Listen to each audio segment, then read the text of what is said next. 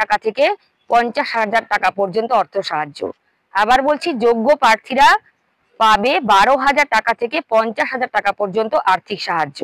এই টাকা সরাসরি পড়ুয়ার ব্যাংক অ্যাকাউন্টে ট্রান্সফার করা হবে। চলো তাহলে এবার জেনে নিই কারা এই স্কলারশিপের জন্য আবেদন করতে পারবে। এই স্কলারশিপ কিন্তু মূলত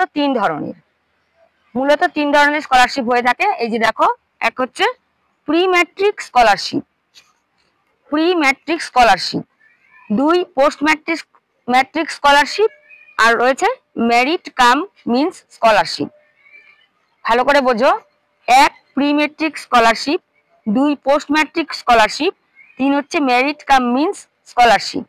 প্রি ম্যাট্রিক স্কলারশিপ যেটা রয়েছে, প্রি ম্যাট্রিক স্কলারশিপ হচ্ছে ক্লাস 9 এবং 10 এর ছাত্রছাত্রীদের জন্য। আর পোস্ট ম্যাট্রিক স্কলারশিপ যেটা রয়েছে সেটা হচ্ছে 11-12 অর্থাৎ একাদশ দ্বাদশ শ্রেণী এবং কলেজ পড়ুয়াদের জন্য, কলেজের ছাত্রছাত্রীদের জন্য।